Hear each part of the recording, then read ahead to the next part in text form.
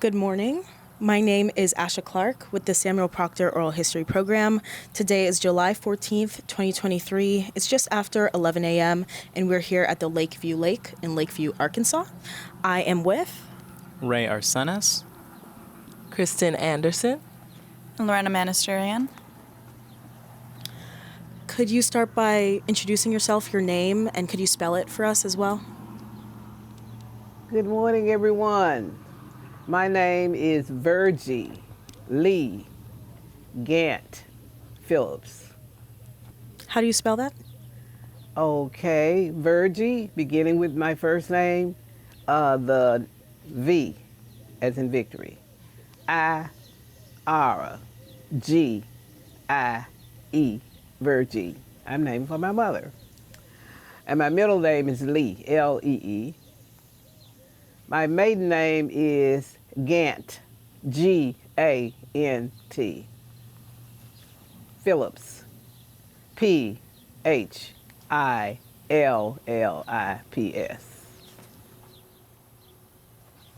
Thank you so much. Could you begin by telling us about where you grew up? Oh, wow. I grew up right here in Phillips County. Not in Lakeview exactly, but in Phillips County.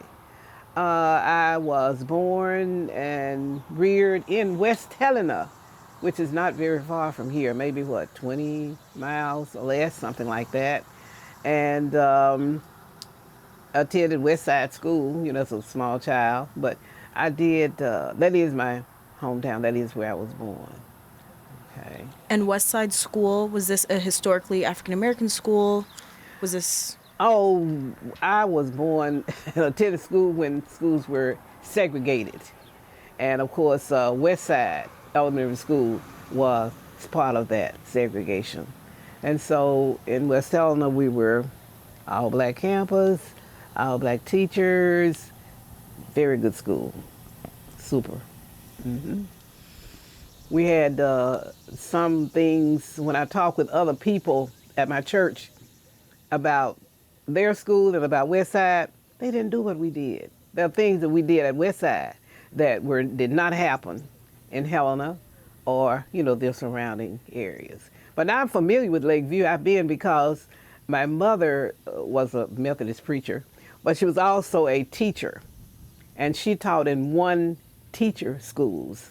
And one of those schools was below Elaine, right out of Elaine in a church. And since Mother taught there, that meant she would tell us about it. And of course, we had a chance to visit the one teacher school because I wondered how in the world can she do this? Very organized. But anyway, that's just, that's part of it. So I'm familiar with this area. We've been through here. As I was growing up, we would come to different events here in Lakeview. Very nice buildings, huge room, just really nice. For PTA meetings, for spelling bees, and various activities, sports events and all of that were here. And so we knew about the place, we visited here, and my mother had great respect for Lakeview and the people because of the progress, because of the way they were businesslike and wanted to achieve and, make things better for themselves. And she was the kind of person that sort of talked that to us, told us about that all the time, me and my siblings. And there were 5 of us, yes. Talk more about what it was like growing up in your house with your 5 siblings and your mother. Wonderful. Okay, I was the oldest, but, and I was sort of in charge, and I was the head person. They had to do what I said. But anyway, really, I was the big sister. And I was taught to, help care for them. I like that too. And I didn't get all the, I had some that did not do exactly what I told them to do all the time, but growing up in West Helena was very, very interesting. You could write a book about it. My dad worked at Chicago Mill. He had worked on farms earlier, but after, Mother and Dad were married and they started producing us, they were in West Helena, and they had a kind of, I guess when I look back, maybe it was a rough life, but I didn't know it was a rough life. We had good parents, and they were super good to us. They took care of us, our needs. We lived in a rented house in West Helena that my mother definitely would not let Daddy have lights put into it, because the houses did not have lights, but electricity was going up. Like Paul, Mother, no, we will not fix this house for this white man. That's what she would say. We won't do it. They were renting it, and we're not spending money on to fix this house for him. But what they did do, although Daddy worked at Chicago Mill, where there wasn't a good salary, but they saved little pennies, bought a couple of lots, and built a house for us. And that's where we were. And all of us, there's so much about my family, but all of us, we grew up there together, and there was some tragic things that happened. I had one sister that was burned real badly, but she survived after, so much treatment and everything. And the sister next to me, Vera, was very talented in music and in writing and all of that. Anyway, I don't know how to tell you about my family, but I'm the oldest Virgie, and then Vera was my second sister. She's gone on to be with the Lord now. And my next person was Elva Butler. Elva was a teacher also. Vera taught school, but her husband was a Navy man, and she traveled with him and worked for the Navy. And Elva was a teacher, and she taught here in Phillips County. She taught in Marvel High School. She taught in Lakeview. That was where our last job was, here at Lakeview. And it's a funny thing, but Jean, if we had said, who is the favorite teacher, she'd be the favorite teacher every year. The kids loved her. But she was tough, though. But English teacher. And I was a teacher, too. Retired, taught biology, some physical science, chemistry, that kind of thing. Taught what I love, biology. Wanted to be a doctor. Somewhere changed in there and wound up getting married and everything, all that. And so I didn't do that, but I had several students that did go into medicine. But when I taught, I wanted my students to know everything that I knew. Because I know they were going to college, and when they went to college, they needed to have that background. And so that's the way I tried to do it. I wanted them to know everything, and I wanted them to have it, so they have a background and wouldn't have, just fall out, have to have such a hard time when they got off to school. But life was very good. When I look back, Dad was really a good father. Like I said, he worked hard. He did some things that would probably be a little comical to you, because we lived in rented houses at first. And Dad would work so hard at that mill, it's almost like they were slaves or something. But we didn't know that. And so, Mother, can we go meet Daddy? And she would say, yes. And we could see him come. We would run to meet Daddy. And Daddy would scoop us up. That's what we wanted. And carry us back to the house. But later, after I was an adult, he said, I would be so glad the days you did not come, because I was so tired I could hardly walk. He said, he would say it was a strain, it was really hard. He said, but he did it then, and we laughed about it, of course. But whatever we needed at school and going to Lane College, I graduated from Lane undergrad, and I did graduate work at Fisk in Nashville, and also graduate work at ASU in Jonesboro. So I have, have master's degrees too. Mm-hmm. And what did you get these degrees in? Pardon? Your undergraduate and master's degrees, what did you get them in? Undergrad degree, biology major, chemistry minor, at Lane College in Jackson, Tennessee. And at Fisk, I went into science education degree. I had a master's there. And at Jonesboro, I took secondary school administration. I was not a school administrator, but I did have that degree, have that training. Okay. We were a very religious family. I guess I could say that, because I told you that my mother was a preacher. And women had a hard time as preachers. I guess they still do. But she really had, back in that day, since I've been married 66 years, back in that day, we were Methodist, so they, accept women. But in going from place to place, she was shunned, and people said ugly things. They were nasty to her, that kind of thing. Didn't make a bit of difference. She did what she did. And she was the most, I don't know, she could walk, she could demand presence, she could walk and say what she wanted to say. She had people that supported her and people that would do what she wanted to do, she got it done. I'll say it like that. She had a lot of faith, okay? And my dad was a religious person too.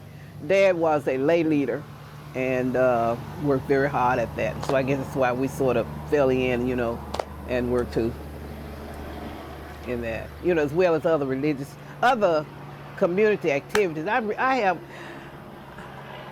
don't know.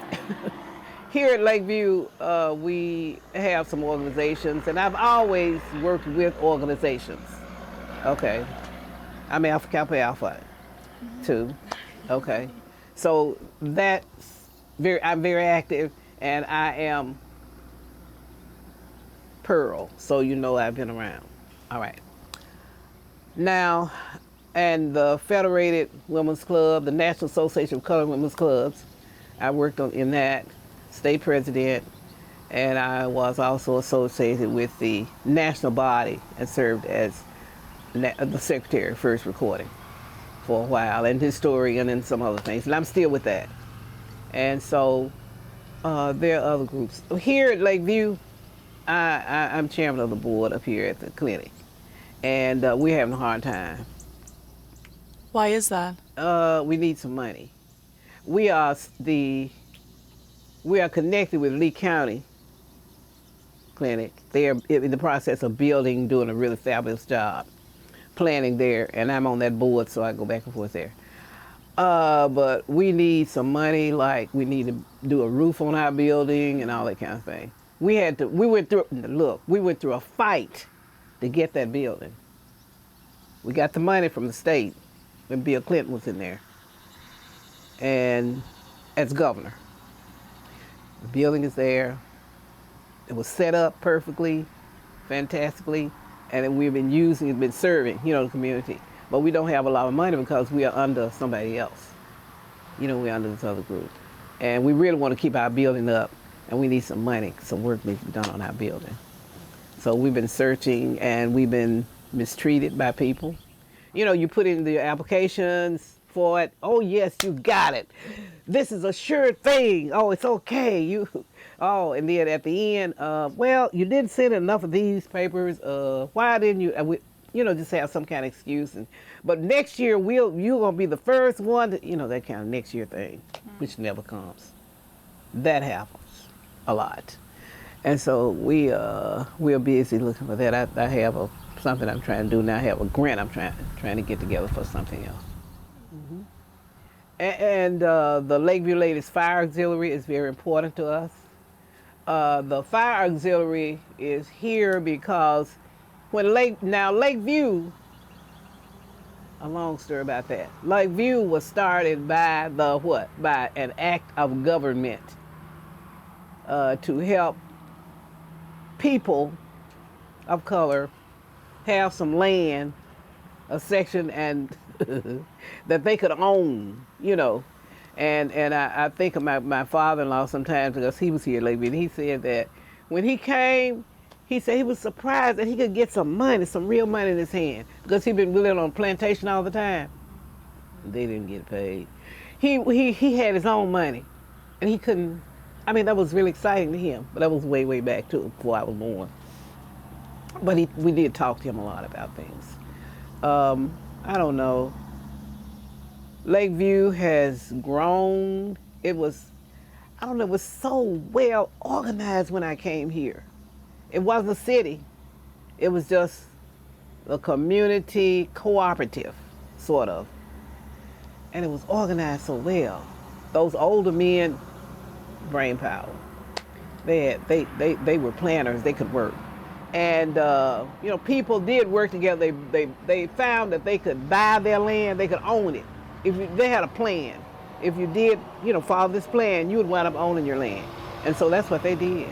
And of course, reared their families and sent them off to school and did real well. And when I came in, that's what was going on. And as far as the population of the school and the community, much greater than now because of integration. It was segregated. The black kids didn't have where else to go, so they would sit here, down below. They did not have in any lane. They wound up with not having the place for the high school students, 12th grade, 9th grade on up. And so they would come to Lakeview School. And there are some that went to Helena, the school, and some from Snow Lake down below that went to Helena. But most of them would come here, and so that made us have what? A bigger population. And of course, when integration came along and they sort of forced them out, made them, you gotta get out of here now and go. So that made our population go down some after that. But we had, the teachers were so dedicated. Looked like a lot of them, I guess, had that spirit that we got to train these children so they're better than I was. I know the conditions they're under, so I know how to help alleviate the problems, or to talk to them and help them to work their way out of it some kind of way. But we tried to instill in them that it is necessary, that it was necessary to prepare for the future. You can't just say this is it and flop out and stay in the field, cotton field. So, but you've got to push. You have to do more. Prepare yourself for something better. And most of them paid attention. We had success with students going. You know what we say? So, well, Lakeview's out of the country and they can't do anything. But I can name students that left here and went to Pine Bluff and were tutors for kids, that were from the city. And some of them, of course, they went different places. Some went on to medical school, like I said. Yay! And they achieved some things. And they've been good to Lakeview, too. They have been very cooperative because with the closing of the school, we really got busy because we were afraid that the state was going to take the building, take everything, and just leave us out in the cold. And couldn't do that. No. Not while I could walk and breathe. We couldn't do that. So we fought. We even contacted the public policy people. I knew a lady in Marble that's part of that group, and I called her. But we had organized before she came, so she was surprised. But I got with certain ones that I knew would fight, and we talked about it. But you know what? I'm saying so many things so out of place. But we had some teachers that were really, really into it. Can you tell us the circumstances surrounding the closing of the school? What happened? Oh, boy. Well, I told you about the integration and how schools got smaller. I mean, we didn't have as many people coming. In Arkansas, under segregation, there's schools that would get more money than others. Now, there's so much they give you per student when you're running a school. I don't know if you know about any of y'all in education. There's a certain amount of money per student that goes to the school district. Okay. Now, some schools wind up getting more money than others. And if you're in the rural, there's another set. The formula was not what it should be. Our school board, my husband at that time happened to have been superintendent, and then later on he was principal. He later on he became principal. I mean superintendent. I'm trying to get this right. And so let's file a suit. Let's let these people know we don't appreciate it. We know what's going on. We don't want it. So that's what they did. And I was kind of shaky a little bit. I said, wait a minute. They're putting you out there on front. You on the front line. Oh, I was just kind of apprehensive. And, but we worked with it, with him. He tried to connect with other people, other organizations, other educational groups. And they were afraid, to join in with him. He couldn't hardly get any backing from other people. But the suit came out of Lakeview. They went on with it. They filed the suit and went on with it. Huckabee. Okay, that's what happened. After they filed the suit, and then they started trying to find ways to cut us off, say we had messed up. Okay. We had investigators coming to our school like you wouldn't believe. Investigating buses, coming to check on the cafeteria. What have you done with the money? They came to, they couldn't find anything wrong with that. They did all kinds of things trying to find something wrong with the administration. They couldn't find it. Then they said, well, we are going to close these schools. We're going to, if you do not make a certain school on these tests. Okay, we said, well, let's get to work. And we had some people that came in, and helped us get set up. And the teachers really worked hard. There were some teachers that taught on Saturday, you believe, without pay. We had one teacher that taught math in the summer. He lived in Mississippi, but he would send work to the children to do. They would send it back to him. He would grade it. They would meet once sometime, to see what was going on. Shoot. And we had teachers that had all kind of, look, their minds went wild. They started doing all kind of different things in their classrooms. Those kids passed it. We passed that thing. They couldn't get us on that. They made their scores. So they kept trying to find something. They said, well, we will see. They don't have many people. And they finally said, they gave different things. They couldn't, they said, well, 350 people. If you got 350 people, you can stay open. We had less than 350. That's what happened. So we're going to close you down. But that was after we had won that case. The case went on, 12 years or something like that? That case had lawyers speaking. I even had to go there one time. I didn't have to say anything, but I was in there. I guess they would have called me if I'd had to get up. But we had some lawyers that were so strong, that were so well prepared. There were people even came from, lawyers to fight us, came out from New York. Big cities came down. Shoot. After they heard our lawyers talking, they went back home. That happened. They didn't even stay. Because they had it together. Jim Wilson, attorney. I can't think of other men. We had some from Mariana, attorneys. Anyway, we had some key people that believed in what we were doing and worked with us. And after all that, going to court, court was there were so many things that happened in the court. There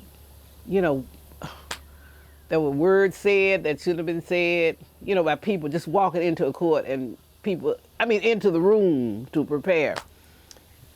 There were so many things went on, but my husband was so cool every time the superintendent of the school was very, well prepared. And he handled it. So was the fight coming from the state or from the county, the school district? Fight from the state, from the governor. Who was governor at this time? Mr. Huckabee. Gotcha. Can you give us a timeline of the years when these things happened, or dates if you remember any, from when your husband became? Look, that's why I had my little book out there so I could have some dates, but let's see. Okay, the school district started in 1938. That's when it was set up out here. I tried to make some notes in case I forgot what I was supposed to be saying. in 1992 is when the lawsuit was filed. But you know what? Lakeview had built a reputation even back, say, 1938 coming on up because of the business atmosphere here and the organization and the determination that these people had. They lived, the old heads, let me say it like that, back then. Because some of the buildings even are no longer here that were here when they were in power. You know, they were here. But that challenging the funds is the thing that really broke the broke the back, I guess, of the people, because it was, you know, unfair and unequal and all that kind of stuff. And they did win the suit. Hmm. But that's when the school was closed, when we were. But you know what? That's when we went to Little Rock, and we organized, and we went over there to see them. We talked to our legislators. We walked the halls of that place. We were all over that building, talking to people, telling them what we wanted, what we needed, and all that kind of stuff. And there were people on our side too. But our legislators did work. We had some that worked for us, and we finally did. We dealing with them. We did have to. Do you know we had to have a law passed in order to keep the building? We had to have a law passed, but that was all right. It was passed, and we have the building. What law But now was they that? gave the building. They said Barden was in charge. They were supposed to have it, but Barden, you know, had to give it to us because of that. And I have a picture of that, of the day he came and did that. But I don't know. I think I can find it. Do you know what law that was to allow you guys to keep the building? Say that again. What law they had to pass? I right now I can't think of it, but they had to make a law that it was okay for the school district to keep, you know, to have the buildings instead of going to the school district. I mean, going back to the state or whatever. And then, but you know, there's some weird things going on right now with the schools, like in Marble. They're just taking the school. You know, just put anybody they want, and they don't have that choice. But we look, we had a time that we were praying and doing our own and talking and doing everything we could to keep it, to keep our building. Because you know what? That's what destroys a place. Get rid of the schools. The churches are gone. There are no stores. And who wants to go to that place? Nobody. That's the way you destroy. Because we need our buildings. We don't even have a place to meet, but now we do. We can meet. We have a place to give the food to the people once a month. We have funerals. We have all kinds of things, you know, going on in the building, using it for different things. The Alumni Association came in strong, working with us, and of course, so we had to name ourselves. We had to get a 501 and everything, get our name. Okay. So do you know if it would be possible or what it would take to get the school back open? In order to get the school back open, we would probably have to have something to happen on the national level to make that happen. And I'm saying that because of the change in administration. Right now, we in Phillips County, we have a Republican governor. One just went out and we got another one. And they are not positive along the lines of the schools. And so I don't know, maybe you don't want me to say anything like that, you know, on your line. But anyway, it would be, I feel, the only way we could do that is that we did a private school or set up some other type of you know, arrangement. But not, now some of those schools, those private schools, you know, they are what? Terrible. Because they do not have to follow the guidelines of the state. They can do almost anything they want. And so really they're what, dumbing the kids down. That's what I say. They're not really giving them what they need to put them on the level they should be on when they finish. Now you know that wherever you come from, you got to compete with the world. I live here, but I might, look, if I go, my son was telling me about, he has a PhD in physics, but he said going into different places, Indians, I mean, people from India, they're in the physics, they're in the different offices. They are the ones getting the jobs. But you got to compete with people from all over the world that come in, right? And so you can't do it if you're getting half of a study. In your classes, you have an algebra and you need to have a trig. You won't be ready. So you have to be very careful in trying to get, working with those other schools like that. But the only way we can do it is, like I said, I believe, is have a special school, because some of those home schools are not, they're not up to par, let's say it like that. They don't have the training they should in order to help the children. And so, I don't know, during my years as a teacher, we were in class every time I looked up trying to find ways to help our kids to surpass Japan and all the people, that's true. We were always trying to be better instead of just all the other countries have these really brilliant people coming out in science and technology, and they're way above us and we're down here. And so we had all kinds of studies to help the teachers be ready to do, certain things, carry out some things in the classroom with students, to have them to be able to come to a level playing ground. And that's fair. But I wish we could, I wouldn't mind, if we could open the school up. I don't know how we would do it, because right now, with the population like it is, and the job situation like it is, it would be difficult. It would be difficult. Would have to do now, the thing that got me, though, is that we lost something that we didn't have to lose. And that is when we were dealing with the, breaking down and moving the schools and all that. If Lakeview and Elaine had worked together, we could have done it. I want to be the head. I want to be the lead. That was just kind of a power play kind of thing from folks that we didn't even know about, that kept that from being what it could have been. Because we could have solved that problem with that, with the bunch they had, the group of people they had, and the group of people we had. I'm sure we could have managed, even if one group said, well, we'll have the 9 through 12 group, and you have the 1 through 8 group, something like that. You know what I mean? And still we'll pass them up, let them come here And who are the major but we didn't players do it. in this power play? That's what I thought it was. Yeah. Do you know who were kind of the big names in the power play on each side? I wouldn't I wouldn't call it that, because I can't say that's really what it. But all that would be hearsay. Mm-hmm. Well, what I heard, what I was told, said they did it, but. Okay.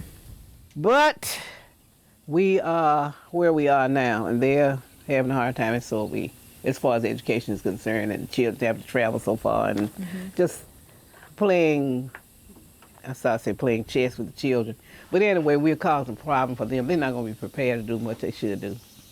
And the grant that you mentioned that you're working on right now to secure, does this have to do with widening access to education? The grant that we're writing now for the clinic to get money. Okay, it's for the clinic. That grant is through an organization that's already set up. And they have grants that are, say this community, these counties have theirs available. These counties have theirs available. Phillips County and so and so have theirs, they are eligible this month or whatever part of the year it is. And you have to work through those working through like that. But now the one I saw on there the other day on the computer, I don't know, it seems like you can try to get with one of those other counties if you try to anyway, see if they will help you. But it's really difficult to get what you need. And to me, and you probably want to put this on there, we are going through a time struggle now in this part of Arkansas, because when I look around at what's going on, it seems like there is effort being made to destroy South Phillips County, to destroy the Arkansas Delta, on up to Mariana and on up this little side right there on the corner. There's someone, there's some people, somebody is trying to get rid of us. Now there's some plans going on that for a highway to come through here. And the highway is going to set up, and I know in Nashville, Tennessee, and the other places where they set these highways up so they cut off communities. This highway, I believe, they are planning it to cut us off. They're going to cut Highway 44 off. Honestly, I believe that. And if you look, now since I was a little kid, I remember going to school, elementary school, and we didn't have the books might have been as fabulous as what you all have now, because in segregation, we had used books. Like the white school had the books, the new ones. And when they got through them, they gave them to us. And we had the books that folks had been writing in and all that kind of stuff. Okay, we had the old books. Got our lesson out of it. Okay, now, if you think about sharing and, I don't know, the way they're trying to block us off, in those old books, what I was trying to get to, in those books, I remember reading all the way through the books. At the back, they always had a chapter about conservation.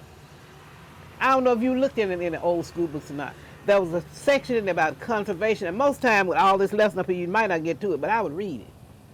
And they would tell you how to take care of your land, how to do, erosion, and back there was talking about a lot of things that the farmers have to do now to keep the land. I farm the land, so I love the land, I take care of the land, right?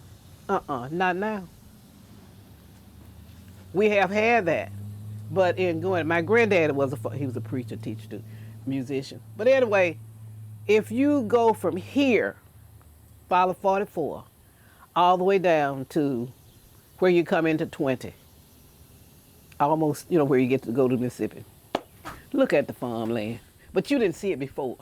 How they took time and set their rows in a certain way to help cut down on erosion.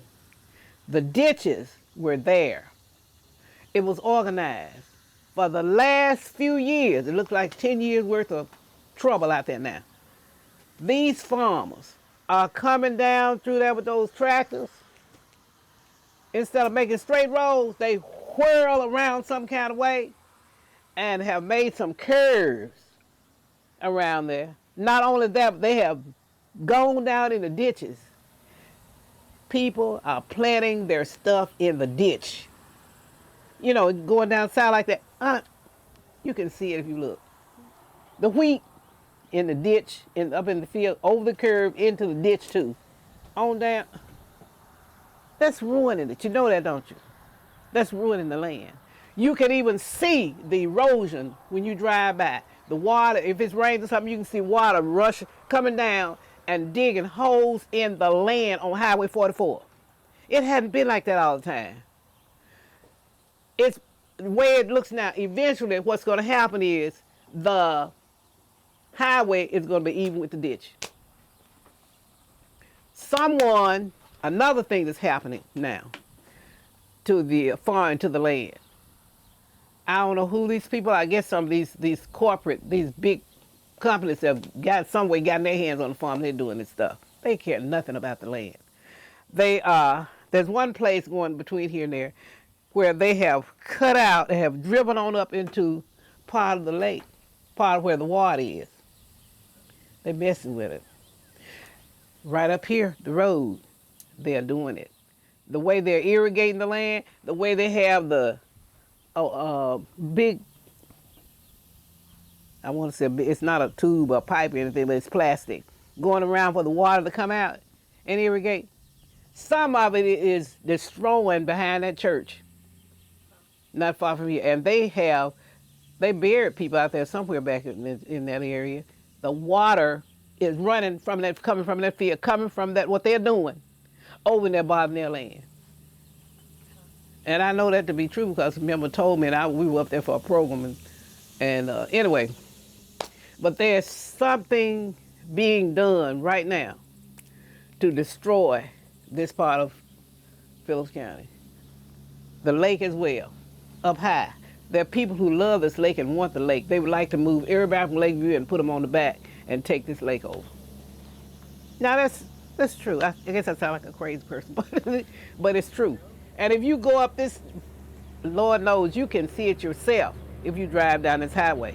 You can see the erosion. And you can see where somebody went off the highway, made a whole little road up in there, piled up, made a dam all the way up in there, and blocked off the water from this side. You know, they separated it. So they're doing what they intend to do because I watch it. Every time I go through there, it seems it's one spot that wasn't as wet, that wanted to be a little like a soggy, like a bog or something, and the other part is being set up so they will be free of water. There is a plan. What I'm trying to say, there's a plan going on right now. And you know who's down here, don't you? In South Phillips County, down on this end. This is supposed to be rich land if you've ever read about it. Rich area. But if it's rich and you're gonna make all this harvest and all things, you have to take care of it. It won't be rich long. It's being destroyed. That's true.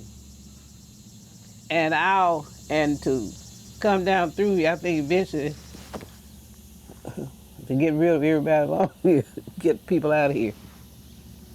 I don't know. So that's just me.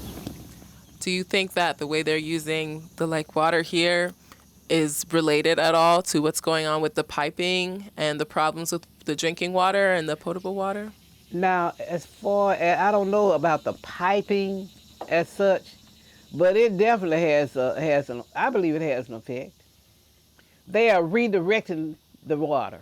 And you know, I mean, that can be done. You can turn rivers and things, you can have them going somewhere. That's being done. Now, I don't know what's going on far on down that way, but I know what I see when I'm passing through. And I haven't been around Highway 20 to see what they're doing, but I just imagine they're probably making it better while they squish over here where we are. Try to destroy. So, that's it. So you've mentioned different ways that there are environmental issues here. How have you seen that affect the local community? So what has their reaction been? Well, there are some people who complain about, about the way the water, along the highways and everything. And you're talking about as a town, as Lakeview itself? Oh, yeah, well, we are having some difficulties with our water system. When we became a town, small town, eventually, and I can't think what years or anything, but I have a book that can tell me, that they had to set up the water. You know, the government tells you what you got to do and everything. So there's some men that work very hard. And again, I have to bring up my husband's name because he was one of the mayors. I think he was the third mayor. But Mr. C.V. White was the first mayor. And the second mayor was Mr. Silas Dolphin. Very, very strong, well-educated men, strong men like that. People who knew business. Mr. Dolphin was not in education, but he was a businessman. He knew how to talk to people, how to deal with business with people and get things done. He was the mayor when we got the clinic. We had to work like crazy, but he got a committee together and I happened to be on that committee and they made me chair and we went for it. So we were able to get that through. Like I said, Governor Clinton was in at that time. And we got it. But I don't know. I forgot what you asked me. So how do people react to the environmental problems here in Lakeview? The environmental problems, are serious. Because, you have to have water. And really, water is a problem all over this country, to tell you the truth. So much pollution. And where we are, there's a lot of pollution. In fact, there's some new kind of pollution going on out here in this area. And I don't know what chemicals farmers are using now, but there's some strange chemicals going on. I mean, when I say strange, I mean it's so different, and you can see it's, wow, what is it doing, to the plants. And then I tell you what, there are people that live right here in Lakeview that plant gardens. Now, the fire auxiliary had a program. One of our programs was to encourage everyone to have a garden. We're going to have a big garden for everybody. So we started this garden and everything, and there are other people who had gardens. And when the people got through flying over their planes, they'd kill everything they had. The spraying people. And it's that didn't bother it, but it did. Kill the gardens. But I don't know. We do have that. Now the water, this water, that my understanding, I know you read about it, comes from another. So that's other water connected in with this water. Let me say it like that, from somewhere else, and it has not been controlled by the state because there should be some levees somewhere. I know they can direct that water when they get ready. They do it. Like, for example, if I want to, and I'm in charge, I can fix my water so it leaves me and goes over on you. And so that's what they do. They run it. I know, I want to say that they keep running some on us. Oh, back there on the back. Some water's coming from somewhere. But there is a problem with that.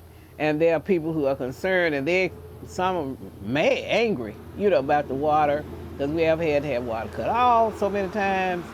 We've had to have it, we had boil time, different things like that. And it causes a problem. You have to buy some water to drink if you are afraid, to take a chance on it. So, but I don't know if anybody's gotten sick or anything. Not that I know of.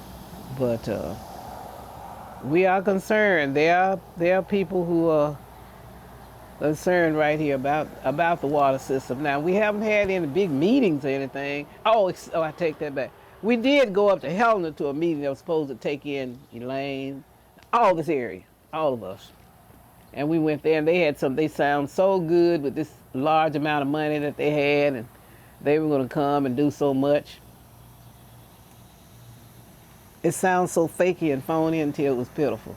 I mean, what they were saying did not sound like they meant it, like it was really real. They were making the public statement, but they had some other workings going on somewhere else. Honestly, I don't trust them. And there were others that, it did come, some other, how you're in a group and someone else, they already gave that contract to so-and-so. Like, what? They did what now? Because I don't know, I'm listening to other folk talk, people saying things like that. So everything has look like you have to know the right people to be in the right clique to get things done that you want done. Whatever you're trying to get. You have to be in the right, you have to know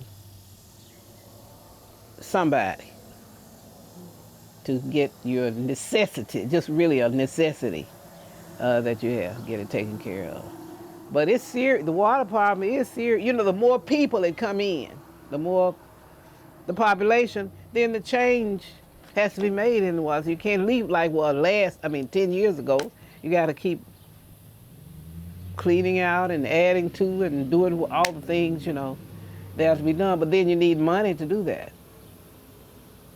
So if the government says this is it, bloom, bloom, bloom, it's, oh Lord, what are we going to do for money? I was in City Hall the other day talking to the ladies. They were working on the audit, and they were so concerned they were working so hard. I said, I said, was there anything we can do to help? And she said, yes, ma'am, fine. If we knew some way to get some money in here. She said, some way we could bring money into our community. And I had no answer. Unless we had some kind of, I don't know what business we could get. If we had a business coming here, probably pollute the lake. Well, depending on what business it is. But anyway, I don't have any. I don't have any solutions. But I do want Lakeview to grow and to build up. And I know we do have some. I know you saw those signs, and we have some activities back there a little bit further, and some things on paper, some things that we're trying to do, just like I know they're trying to do in Elaine also.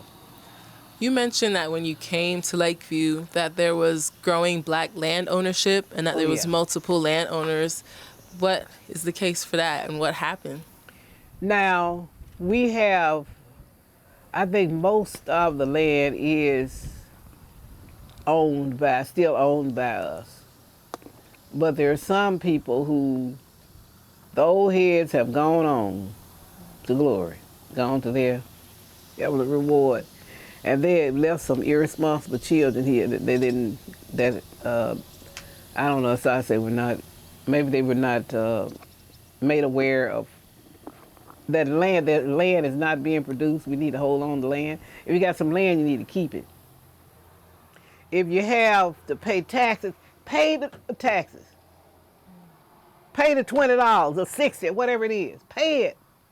Instead of just, oh, I don't want to pay that, and just let it go, and then somebody just, wow, and they'll go ahead and grab your land for $100. Wow, I got all of this way. And there are people who are doing it. There are people who are really watching, what's up, what can I get? Then there's some saying, oh, I don't want to pay that, and just being careless and not doing it later on, really, oh, I don't have it anymore. But even if I went in now and paid some taxes, our church did it for some land right in front of our church, it'd have been sent up there I don't know how long. And they were behind, and we paid it. And as soon as we paid it, the people ran up, we want it. And they paid it, and so of course they gave our money back. We couldn't get the land for our church, right across the street. But anyway, that's another little story. And so who are those people that are kind of like swooping in to buy the land? Oh, you mean around here? Yes. You don't know. There are many, many people that would love to get this land right across here. Though a lot of white people, Caucasian people, are interested in this land. And some of them are getting it by, tell me what's going on now. And then, someone says, so-and-so is going to leave. What? By word of mouth. And then there are those, I guess, go to the courthouse and keep up with, try to sneak around and see what's going on and to try to see what's available and what's not. And then there's some that just don't know, don't care, just won't go pay their little taxes and keep on knocking. Mm-hmm. And but they there are people who, and you have to admit it's beautiful. Mm-hmm. There's a lot of possibility. That's one thing my mother always said. This in later years, mother said, Lakeview is sitting on a gold mine. But they're not doing it. They don't know what to do with it.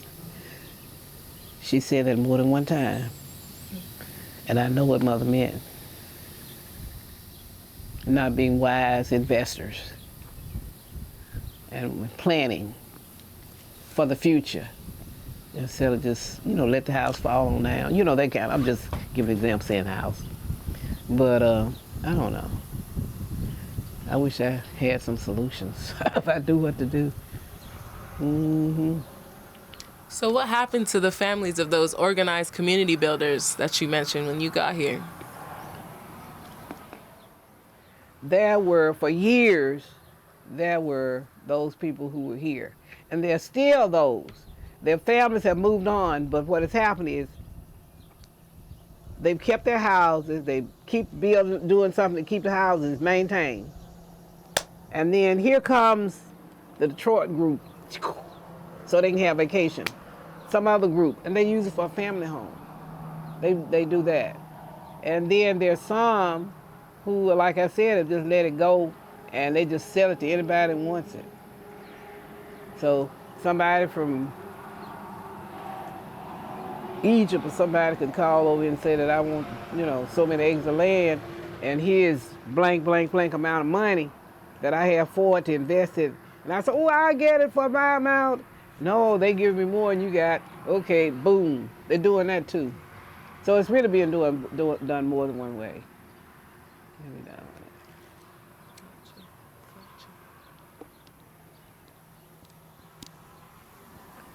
So, And could you talk a little bit more about other changes that you've noted in Lakeside since your time growing up here? oh, well now, going back to those people, there are some people, and I didn't mention it, that lived here, and they said, shoot, I want to be in the city where things are happening. I want to be where I can go to shows and blah, blah, blah, and do all this stuff. And there's some who really leave here. The land is here, but they want to be where they can go out to a big club, and have a big dinner when they get ready to order stuff in, have a good time. And so, and I don't, and they leave. But only thing, they just some way become disconnected and neglect, or either so let them get rid of it. I don't want it, because I'm gonna stay here where I am. So that happens also. And I think I said Lakeside, I meant Lakeview. Sorry about that. But earlier in the interview, you mentioned that your parents owned plots of land in West Helena. My parents did what? Did they buy plots of land in West Helena? Oh, yeah. Yes. So if Lakeside was such this booming, black landowner community, why West Helena? My parents? Oh. When Lakeview was started, everybody could just come. There were, I don't know if you really applied for it, but you had to be selected as a person to live in the Lakeview community. And who selected? They were trying to have people who were, to own land, or they were farmers, or sharecroppers, or people who have never had anything of their own, that kind of thing. But they were willing to work for it, because they had to be ready to work. Because they had you must do this, this, this, and this. And, they had to follow through with that. But it wasn't just open, hey, we got a Lakeview area, anybody want to come? It wasn't like that. It was set up by the government. And that's the state government? National government, who's selecting people to live here. They were over the whole program. Let me say it like that. But I'm sure, they had to be connected with the state as well. But it came from, oh, yeah. I'm sorry, I left my book up there in the car. So I can. And I don't know if you know, when did this program begin? Was this a Reconstruction thing? This was 1938. In the 30s, okay. Mm-hmm. Do you know the name of what this government program that was trying to give land back to African Americans? There's a name for it that I can't think of. Mm-hmm. There is a name for it. But it was to help people, and it was during a hard time, like war, and people were in need, and we didn't have anything. And so that was a program set up to try to help us get, to kind of, I say equalize it, but that's a bad word to use. But anyway, to give you a chance, let me say it like that, to give a chance to those who didn't have, but then you have a chance. Now, if you just work and do this, you can have it. You'll have your own. It was that kind of program. Mm-hmm. That's a powerful history. Yeah. Do you know why your parents weren't able to get land here? Why they had to go to West Helena rather than Lakeview? No. I'm not. Let's go back. Now, my parents were never out here. I mean, they never did live in Lakeview area. They were not a part of the program. But they knew about it and admired the people who were a part. They admired the community because they taught us about it and how nice it was, and the people that their mother knew that lived here, that helped to build it up. She would always, in her talk, speak highly of them. And then, like I said, we would visit certain events in the area. And it was really, really great. Mm-hmm. So this area has a famous history of rough times with black land ownership. What did you know about that history coming up in this area, and did it impact your family's decisions to purchase Black land history. themselves? Oh goodness, we teach Black history, you know, in the school. We have taught it, but now there's a big fight now not to teach it. And want anybody to know about it, just to hide everything. This is I need my book.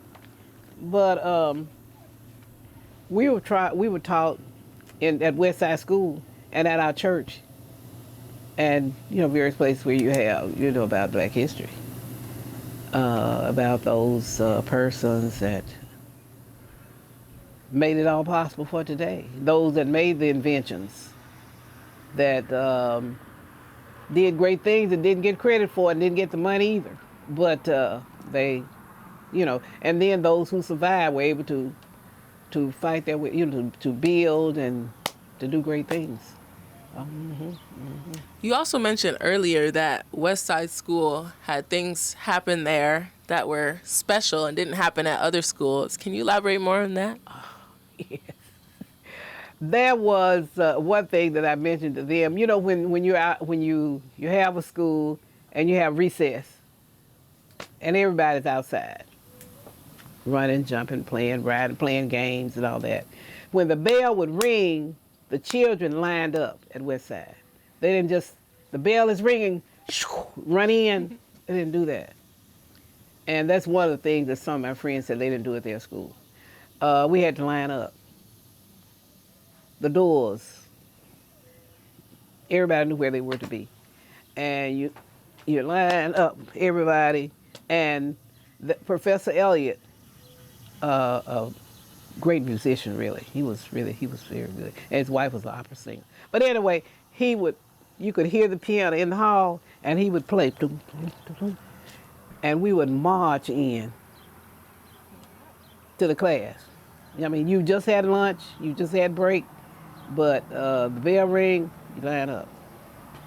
And that's order.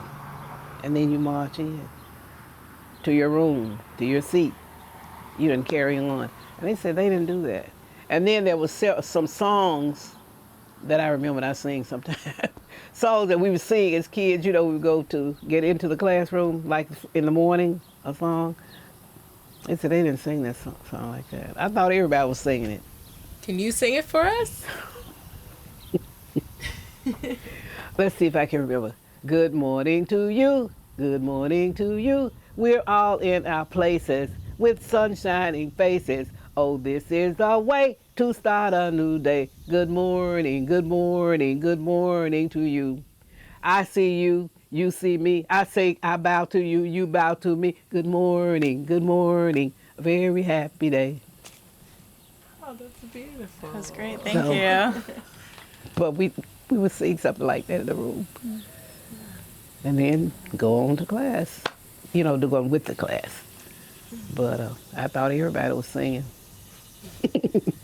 So what were the teachers like there? Oh, very good teachers.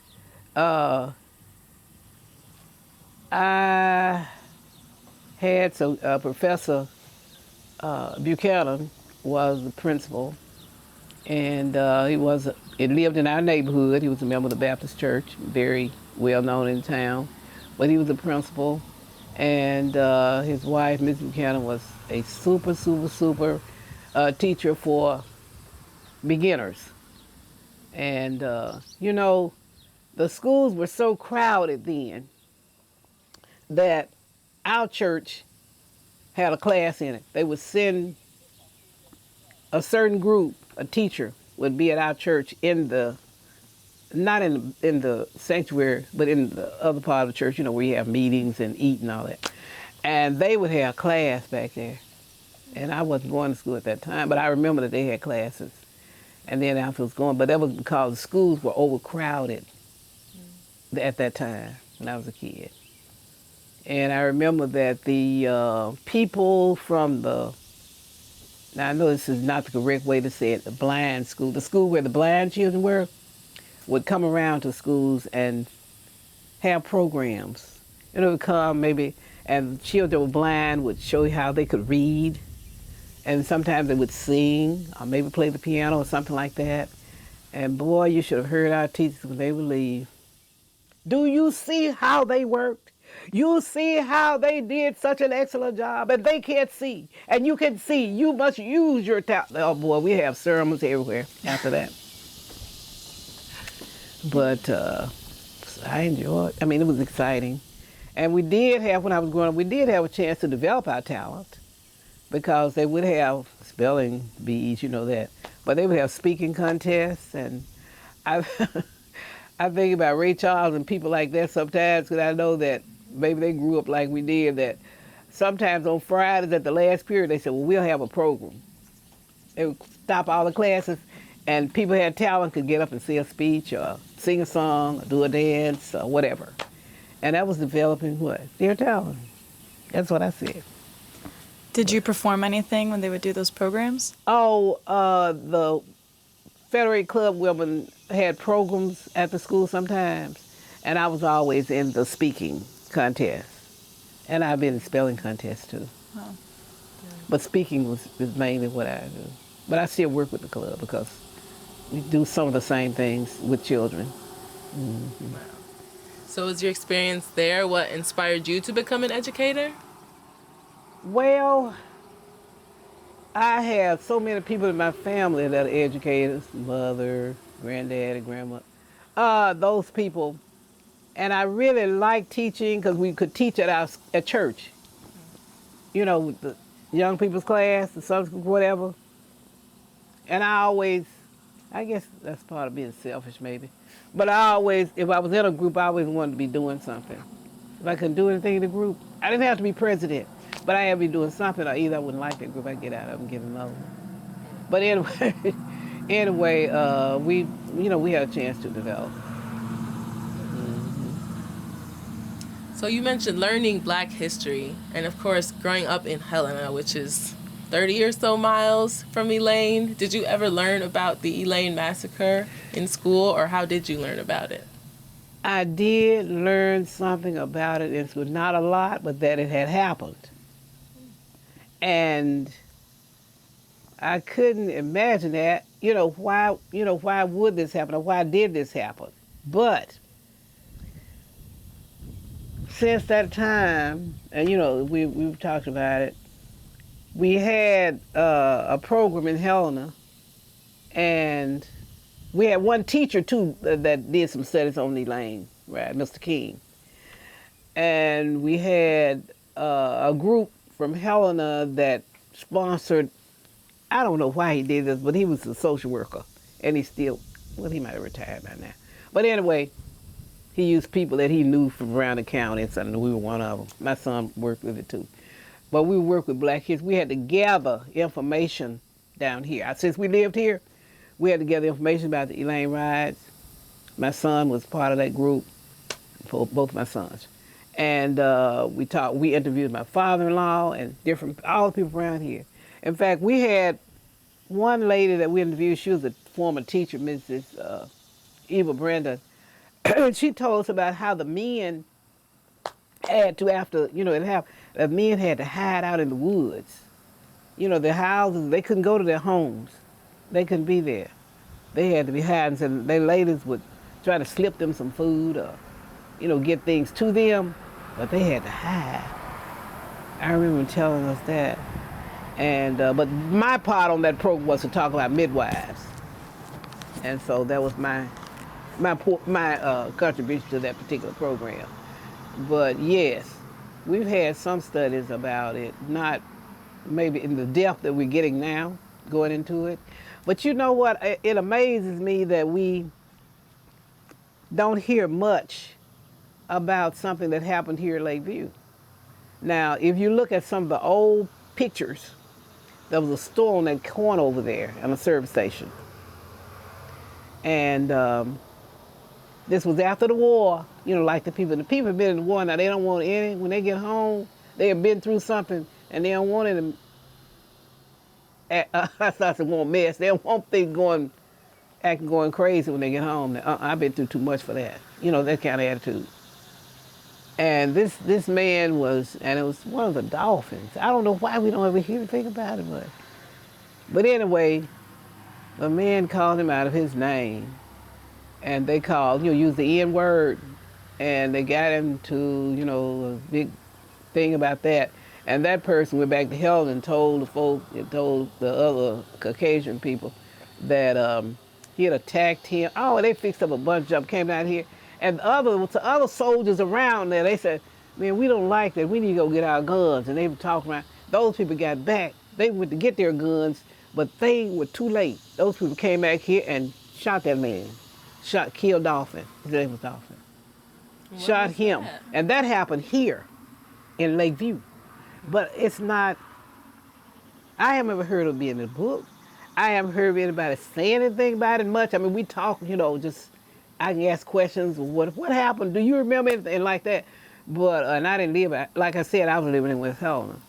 And so, but that happened here. And it must have been around that same time that the other, conditions were, that took place. But I don't know. But his dad that was a man that was the second mayor and had all this power as far as, he's a great farmer that, was very fruitful and knew how to save and knew how to invest and all that. And he was he was a good businessman. So the father of the mayor you mentioned, Silas The man that Dolphin? was shot. Mm-hmm. Wow. And do you know what war he had fought in? I don't know. That's what, I don't know how to find out. I don't know if the family doesn't want to say anything, but nobody, for some reason, there's not a lot about it. Not a lot has been said. But I know what you mean. There are people that I know that said they had never heard of Elaine Grant. Went off to college and what? They had never heard of that before. Yeah. But I had heard of it. Mm-hmm. Because, like I said, my mother taught down there in one teacher school, if you ever heard of such. Mm-hmm. So you've mentioned your mother and father quite a bit. Is your family rooted here in Phillips County, or how far back do you know your family's history? They came to Phillips County because mother's from Oklahoma. And dad, it was from Mississippi, but they had moved here, earlier.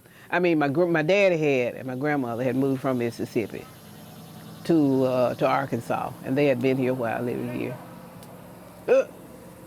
Yep. But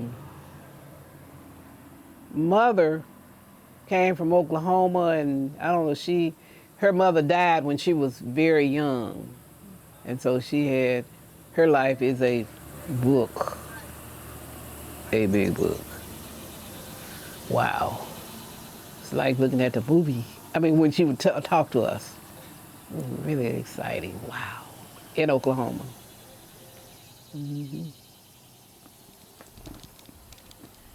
And would you say her storytelling to you and your family when you were younger influenced your speaking abilities in the contest that you joined when you were a child? I don't think so.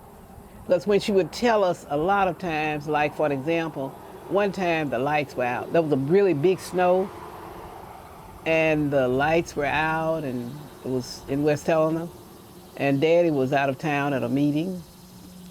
And we would get ready for night, and we would have it'd be warm and comfortable. I mean, we weren't cold. It was warm and nice in the house. If we didn't have wood fires, we had coal, we had gas and all that, at different times. But we had heat in there and food, mother saw to that. And but at night, and it's not much light, she would tell us the story. She would tell us what happened, her life, where she grew up. We would ask her about it, and she would tell us about the people she lived with and about her mother being dead and things that happened with her. Very exciting, like a movie. But she survived. Can you share with us any of your favorite stories or the ones that really stick out in your memory from your mother's life?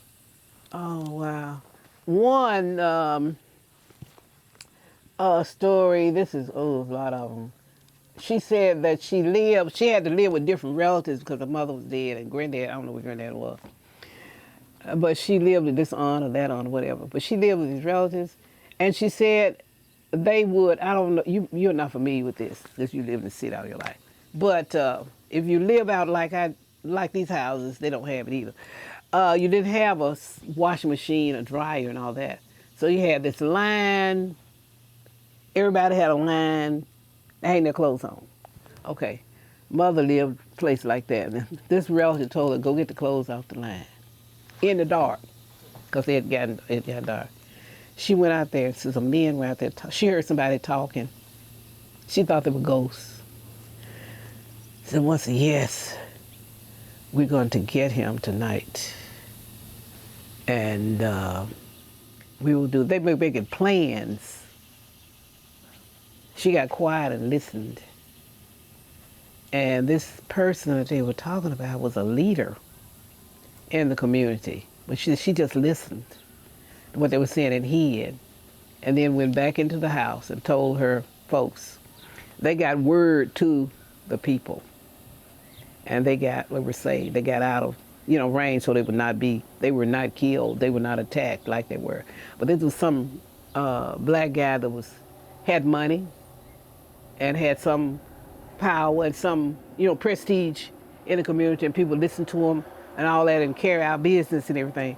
And somebody was trying to get him. And he said, but she did go into it, said the ghosts were outside. And then, what are you talking about? And she told him about these ghosts that were outside and what they said and everything. And the man was saved. And she said they were so nice to them, after that, to their family. I guess in giving them some supplies and things they needed and everything. They were very nice to them. But that kind of sticks out in my mind like that. She thought she saw ghosts. These men out there getting ready to, do something to somebody. I thought that was pretty cool. But one thing that was really exciting is that she lived with an aunt that had a cafe. Her husband had a cafe. And like in the Wild West, they were in Oklahoma. Wild West folks, we had one aunt that could jump on a horse and ride. That was going on. She told us about it. But anyway, she said her mother had taught her how to stay away from men, men that are trying to aggressive or, trying to do something to touch you or something. When she was a little kid, and mother always said this, you can teach a child anything you want by the time he's 6 years old. So if you really teach them, so you can put it in, get information, you can teach a child anything you want by the time he's 6. And she said because her mother taught her. And anyway, she said that in this restaurant, they would have her to serve people sometime, but said she would run, said she had a hiding place. The way the beds, you've never seen a bed like this, beds that were kind of high, to have the rails and things on them. She said she had a hiding place if they were getting kind of rough or arguing or like they're going to fight or something in a restaurant or something, in old cafes and things, that she would run behind this bed and get her feet up like that, and nobody could tell where she was. And she said one of those men, and I think it was that lady's husband that she's staying with, did grab her, and she whammed him, that she popped him, and ran, and said that he was mad and he was, had his gun, he was going to shoot her. And that this relative was telling her, so she ran, she was trying to get her, and she ran and squatted down by a window and said, the aunt was saying, run, get up, run, run. And she said she was just down there, and then she jumped up and she ran. But she said the guy shot, but she wasn't hit. So when he shot, boom, but it wouldn't shoot at first. It was jammed, I'll say like that. It did not shoot the gun. And so, but she did get up, she did run, and she did escape that. That was just one of the things that she told us was so exciting. Another, that she lived with a relative. Some relatives were very mean. They were having children of their own, and so they treat children really, really bad. And so that you had to work hard, and she was afraid to even sit down. Get up! go in there and do this. You know, there's people shouting orders to you all the time. Go and bop. What? You're just screaming at you all day. So she said she was afraid to sit. But she said she tried to contact her daddy, my granddad, some kind of way. And they would let her write letters to him, and she would write something. And she tried to tell them without anybody being able to read it and know what she was saying. And grandmother caught on. That was her stepmother. Her stepmother. And granddad would read it, he and him, she kept, and they went to visit. And while they were visiting, said, well, can she walk with us part of the way? You are too young, you never heard of part of the way. But if I was a kid and I went to your house to play and we played jacks or whatever we played, so okay, I gotta go home now, it's 3:30. Well, I walk part of the way with you, and we walk down the block a little bit, and then we talk a little bit, and then you go back, and I go home. Said, can she walk part of the way with us? And they wouldn't let her go. See, yeah, she can walk. And they walked on down there and kept on walking. She got away.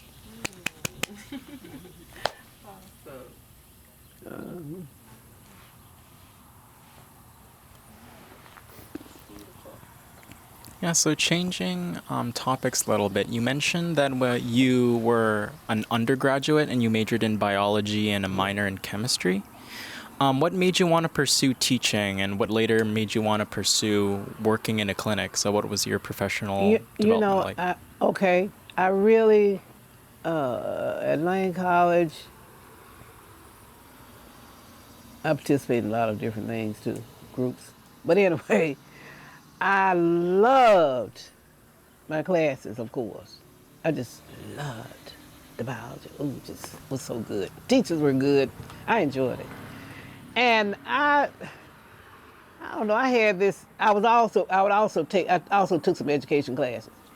And this lady was just trying to, I don't know, I let her talk to me about teaching and all of that. And there was another girl in there that wanted to go to medical school. And I thought about how we didn't have any money. You know, when we were going to college, mother and dad had really worked hard. And I don't know how they got us through school. But they're working and borrowing a little bit, from the bank and pay that back. She was sending checks over. I remember one time, mother sent a check to Lane and the check bounced. The lady didn't even act like it bounced. I mean, she saw nothing. That's widow. Like that. But we had a hard time getting through there. I did not have the money. This friend of mine that wanted to go to medical schools, folks had money. And she was taking different tests and things, getting ready to go and everything. And I don't know, I started thinking about teaching then. And then after I was at Fisk, though, my mind started kind of drifting back over because there was one friend of mine there that did go on to vet school. She didn't go back into the classroom because we all were teachers at that time. But she didn't go back, she went on to vet school. And anyway, I wound up going on teaching school. But I enjoyed it though. I really enjoyed being a teacher. And I loved it every day. I tried to do something different. If they seemed like they didn't understand today, I really was, wow, I got a new day, I can try it again. That's the way I did it. And then there were people that I could impress to go into the field in some way, or into science in some way. And so, yay, some did. I was able to get that done. But really, money was a basic thing. We didn't have funds for that. But I guess if I had really fought, I could have gotten through there because going to Fisk, I was on the National Science Foundation thing. I had first time I'd ever gone to school and didn't have to pay. So wow, I don't even have to pay because they gave us what, stipend.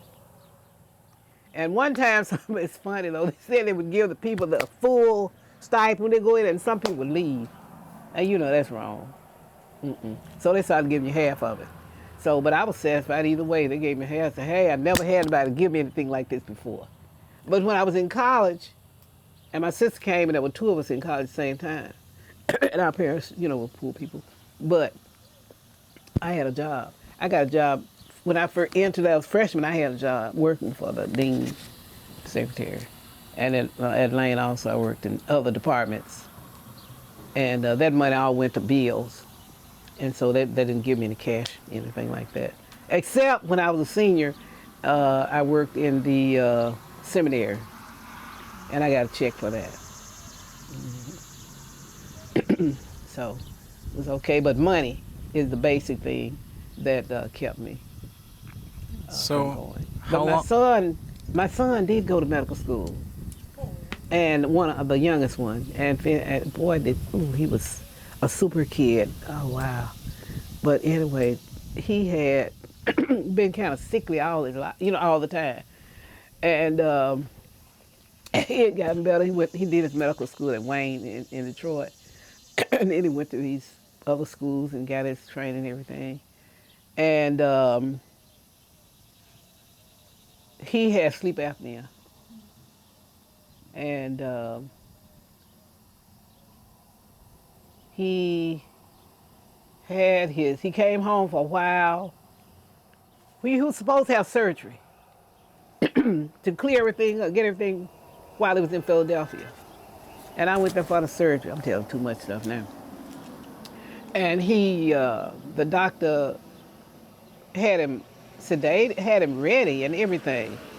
And the doctor changed his mind because of the conditions. He said you could not, there are certain things that had to be there. He had to be able to see something to be sure there was no bleeding. And there were some things he had said he couldn't see it. His instruments did not. So he said the spirit told him not to do it. And so he didn't. Of course, Fred was very upset when he woke up and found out he hadn't even had it. He thought he was free, and he didn't have it. So he had continued with that breathing problem, and I don't know if he stopped using his CPAP or what happened to him, but he died. He stopped breathing, and he died. He just went to sleep, didn't wake up on his job. I mean, not on his job, but in his apartment and everything. So he was in Augusta, Georgia. And we have a program now. The family does the health awareness program each year in his memory. We've been doing that at Phillips College out here in West Hill, not Phillips College, but at the AHEG building, UAMS. And we have a program, open to the public. During the pandemic, we had it on Zoom. And so we've done that. We did it 10 years. We skipped last year. We're going to do it this year. So I don't know. They're having problems. They're trying to destroy us. I told you that. If they close this place, AHEG down, I don't know. We have it at a church or something. We have it somewhere. We're going to have it. We have to have it in the clinic down here at the school building. But our program, we have different issues that affect us. And we also have someone coming in to give tests to people, tests, blood pressure and all the things they do. They have those done at our program also. And we have food for them to eat at the end of the program. We try to have something healthy at the end of the program to eat. So. Well, thank you for sharing that, and sorry for your loss, truly. And glad you were Fred, able to turn it into something that Yeah. you grew with and made it into something beautiful for the community. Did you and your husband have any other children? Leon the third, the physicist. He's here. He went to Tuskegee. He majored in aerospace science engineering. And from there, he went to Georgia Tech. He didn't like Georgia Tech. He was there a while. And then he went on to the University of Arkansas, Fayetteville. And he wound up he got a master's at Alabama A&M. And he got his doctorate at Alabama A&M in physics, something. He has some long old name on it. But he's here with us. Because like I said, I'm caring for my husband's his care. So he's there at the house with him now. Got you. So you too. Very cool. So you are HBCU educated, and so are your sons. Did Yes. you encourage them that way, or were you encouraged that way, or was easier? I encourage them that way, but they are pretty wise on their own. But I figured if they could do that first, then go to whatever. Like Wayne State wasn't a problem for him because he had been through this train, and he knew how to handle it because he got some big, kind of nice positions and things that he did while he was there. In fact, he was over I don't remember the name exactly. You know how you would have a program, you said we're going to have the African part, show their part, people from Iran, people from this country, that country, all that. He was over that program. And all these would be doctors. But they had it set up so that different countries could show, themselves, their talent, what they had to offer and all that. Anyway, Fred was in charge of that for 1 year. Very cool. Very cool. And some other. He was very active, I guess because we were always active. And they were always active in the clubs and everything. So that's the way they did. So we've talked kind of around your husband a few times. We'd love to ask you a few more questions about him. What is his name and where he grew up?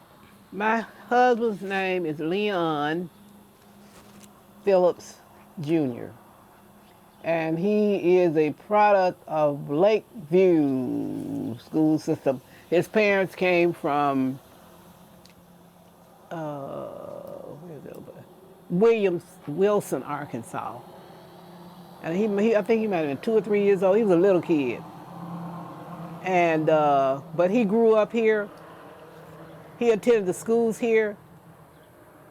He went to UAPB in the undergrad and went to Tennessee State for a master's. And then went to ASU in Jonesboro for the degrees and what you have to be superintendent, in administration that he was in. I can't think of it right now. But anyway, he went there too. But he lived here in Lakeview. He loved Lakeview. There are a lot of people that lived here and left and never came back. But he loves this place. And he came back and he worked hard for Lakeview. He's been mayor, like I said. And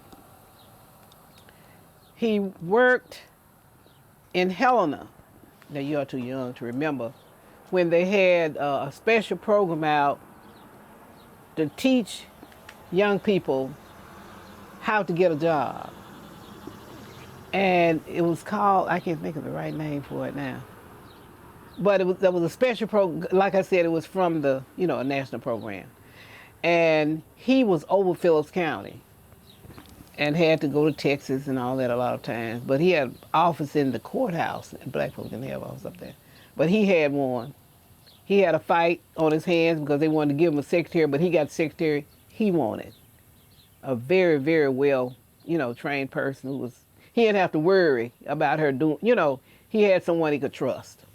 So she was a secretary, and he carried that program out here in Phillips County, at least, 3 years, something like that, till they started closing down on the program. And then, when he left that program, though, he came back here as superintendent. They hired him. He had been a teacher, he had taught here before.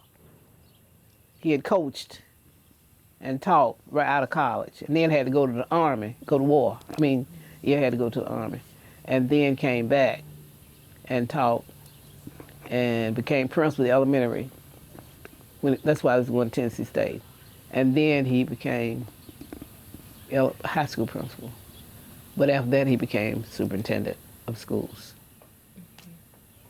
What branch was he in, and where did he serve? Pardon? What branch was he in, and where did he serve? Oh, he was in the Army, U.S. Army. That's what you meant, isn't it? Fort Huachuca, Arizona is where he was. Mm-hmm. So can you tell us your love story? How did he become your husband? Oh, Lord. That's really a story. because I came to Lakeview when I was a child, like I told you, the different programs and all that. And my sister Vera, second one, was so a friendly person, energetic, just everybody loved Vera. And Vera knew everybody. So she knew people in Lakeview just like she knew them in Helen. And she knew him and knew his folks out here in Lakeview. And I came out, Vera introduced me to these people. And then later he said he's going to marry you. What? And I really was the kind of person that really enjoyed being by myself a lot of times. I really enjoyed being alone.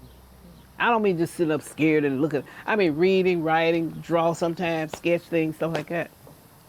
Write a program, figure out a program that we're going to do with the girls or something like that at church. And, didn't have to have a big crowd around me all the time.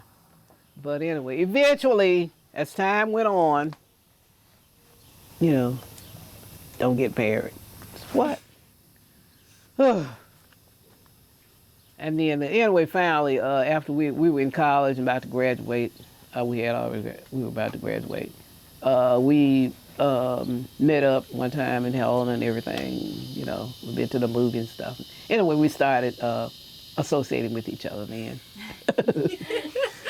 And eventually. But he went to Army and all that. It took a long time for that to come. We were okay. He went to service and everything. He went out of college, taught a while, went to service, all that before we got married. So that's it. And 66 years today, right? Yeah, 66. Can you believe it? Congratulations. That is a lifetime. Congratulations. 66 years? Wow. Okay.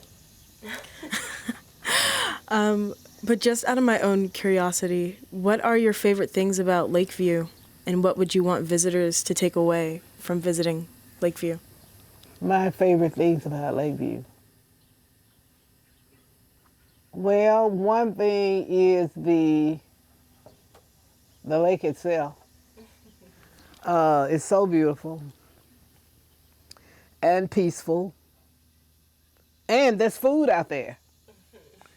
Sometimes there are boats out here, and you have never seen anything so beautiful when those birds come through here. All kinds of birds. The diving ones. Sometimes the trees are covered. It looks like flowers or something growing on the trees because of the birds. There are so many different things that come through, like they float a certain distance and rest, and then they go down a little farther, and then they're gone. Seasonal bird, animals. And so I love that.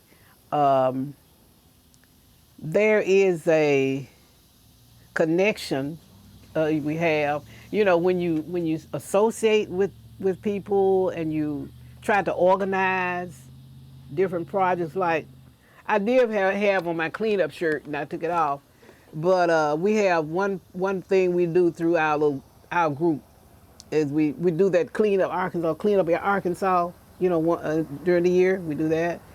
The people that I work with, that I talk to, and then there's some that we're not so successful with, in the talk. That's one thing I was thinking about today, is that the old heads kind of said they were a little reluctant to become a city.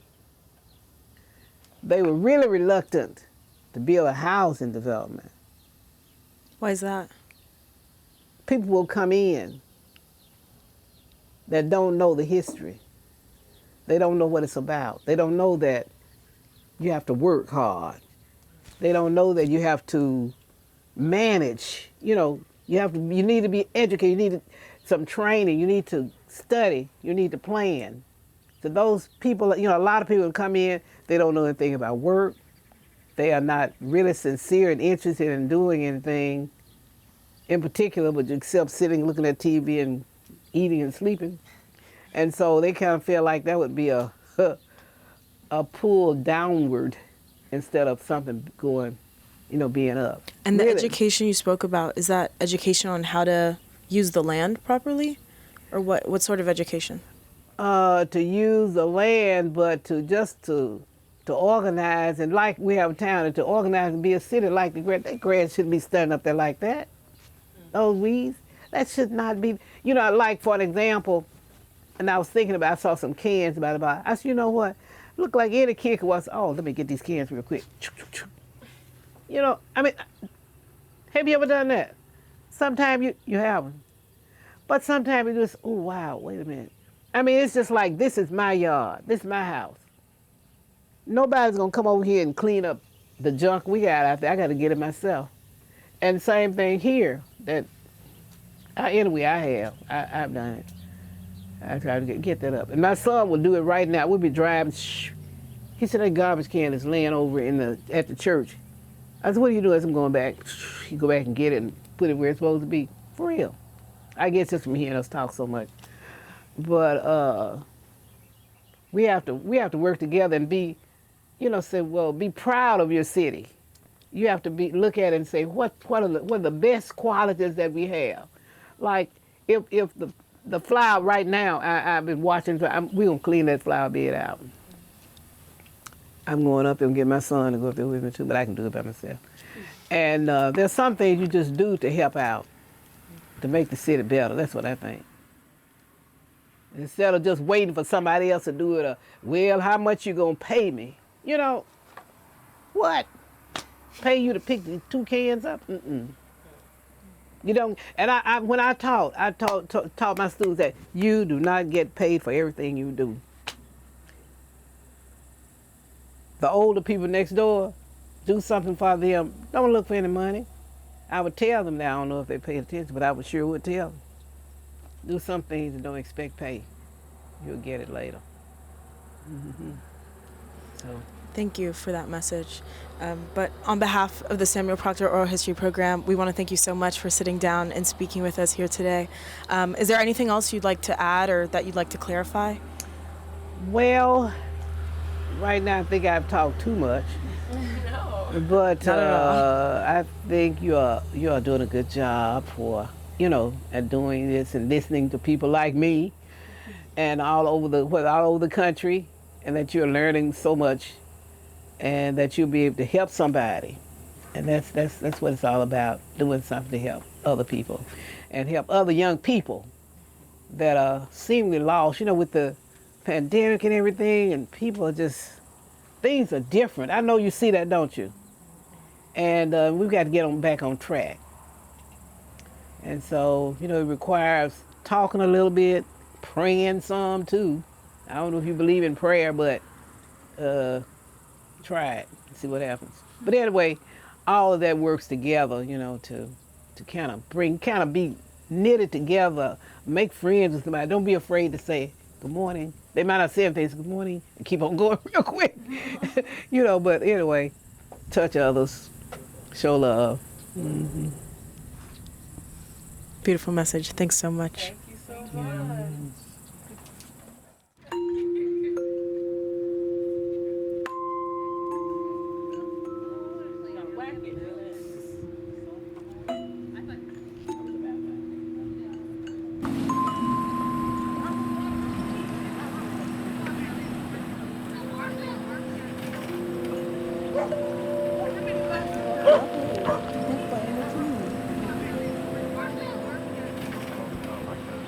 Play the middle or the top.